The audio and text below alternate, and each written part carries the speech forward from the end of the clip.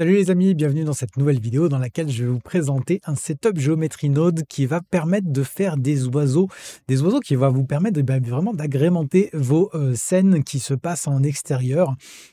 Pour mettre des oiseaux en arrière-plan par exemple, vous allez voir que c'est vraiment super sympa, ils sont animables. En plus de ça, c'est possible de faire des groupes d'oiseaux et de les diriger le long d'une courbe. Vous allez voir, c'est vraiment au top. Et alors la cerise sur le gâteau, c'est que ce setup est complètement gratuit. Vous pouvez retrouver le lien qui vous dirigera vers la page Gumroad du créateur dans la description, sachant que sentez-vous libre de lui donner un petit quelque chose en retour. Parce que c'est à 0 €, mais vous pouvez donner un peu. Ceci étant dit, on va commencer la présentation de ce setup. Alors voilà, j'ai ouvert directement le fichier ici. Donc bon, il y a pas mal de choses qui sont pas forcément compréhensibles de prime abord pour tout le monde. Donc on va expliquer un peu tout ça. Donc déjà, je vais retirer ceci là. On va sortir de la vue de caméra. Et comme vous pouvez le voir, déjà, on a plusieurs modèles d'oiseaux ici, donc qui sont quand même relativement low poly. Pour rappel, c'est pour mettre en arrière-plan dans des scènes, donc des oiseaux qui voleraient dans le ciel directement. Ça ne sera pas fait pour faire des gros plans, par exemple, dessus. Mais comme vous pouvez le voir, pour des oiseaux d'arrière-plan, ils sont vraiment super sympas. Donc là, l'idée, ça va être de pouvoir les animer le long de cette courbe-là que vous voyez ici. Donc là, vous voyez que si je lance l'animation, vous les voyez et vous voyez que l'animation est vraiment hyper propre. C'est vraiment très, très, très sympa et c'est très, très bien fait. Donc hop, je vais les remettre au début. Donc si je m'approche par exemple de la version du canard, donc si je clique dessus, et que je vais dans les modificateurs, vous voyez qu'ici on a quelques petits réglages que l'on peut faire. Il y en a certains que je vous montrerai dans la deuxième partie de la vidéo où je vais l'importer dans un fichier tout neuf.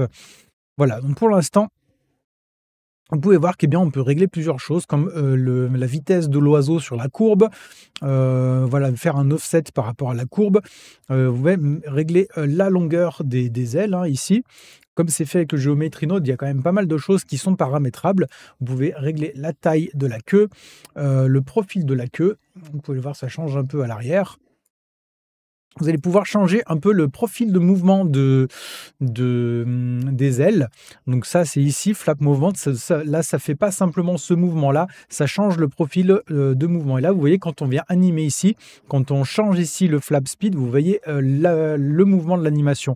Si je me mets sur 1, vous allez voir que ça fait des mouvements beaucoup plus amples que personnellement, je trouve vraiment sympa. Ensuite, ici, vous pouvez cocher ça pour switcher vers un modèle plus high poly pour les plumes.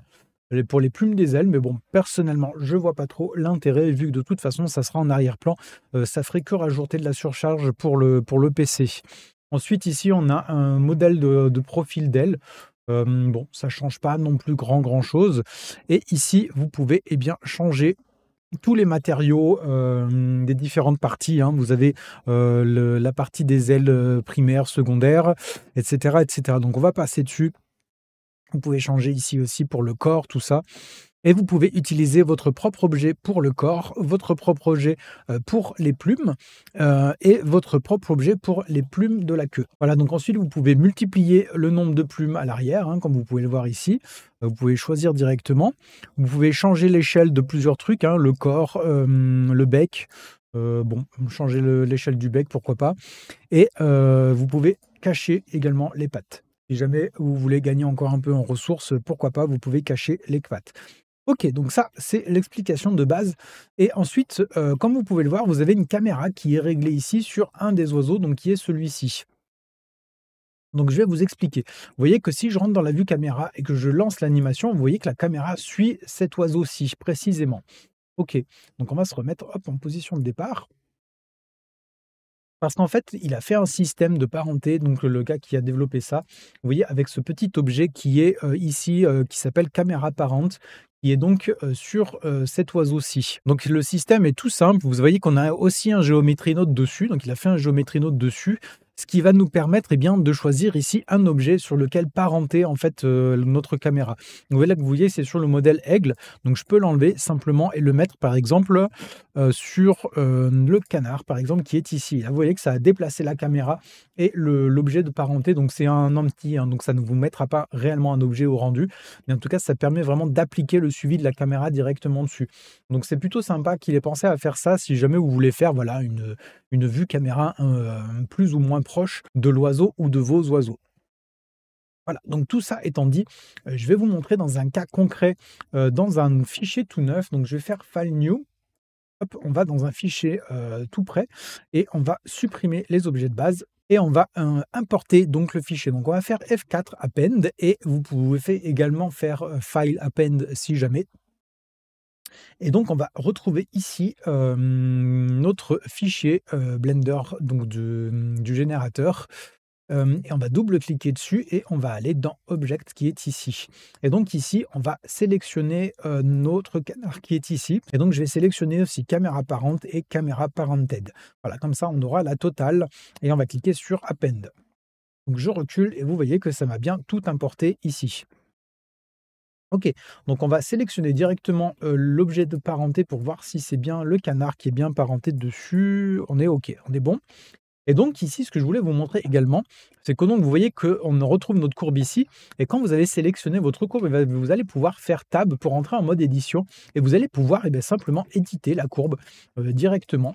Voilà, la changer complètement et faire le mouvement que vous voulez vraiment à l'oiseau. Voilà, et une fois que vous avez la courbe que vous voulez, on va pouvoir aller ici dans Modifier Properties. Vous voyez qu'ici, on a un nombre d'oiseaux et on va pouvoir changer ce nombre. Vous allez pouvoir mettre le nombre que vous voulez. Donc là, pour l'exemple, j'en mets 15. Et vous voyez que là, si je mets Play, vous voyez que ça nous fait une animation qui est hyper propre. Alors, elle est un peu lissée pour les autres oiseaux, hein. Vous voyez qu'ils prennent un peu des raccourcis. Mais en tout cas, vous voyez que ça fait quand même quelque chose de très propre. Alors, par contre, la petite particularité, c'est qu'à la fin, il s'agglutine un peu à la zone d'arrivée. Donc, bon, veillez simplement à faire l'arrivée en dehors de la vue de votre caméra, hein, quand vous lancez votre rendu de votre animation. Mais en tout cas, vous voyez que ça fait quelque chose de super sympa, hein, si vous voulez faire un envol d'oiseaux dans une scène quelconque. Ça fait un rendu qui est vraiment hyper propre. Voilà, écoute, j'espère que cette vidéo t'a plu. Si c'est le cas, n'hésite pas à me soutenir en me laissant un petit pouce vers le haut, en commentant et en t'abonnant si ce n'est pas fait pour surtout pas rater les prochaines vidéos. N'hésite pas aussi à aller checker du coup ce setup Geometry Node et à soutenir éventuellement le créateur. Et sur ce, écoute, je te dis à très bientôt pour un prochain tuto. Ciao!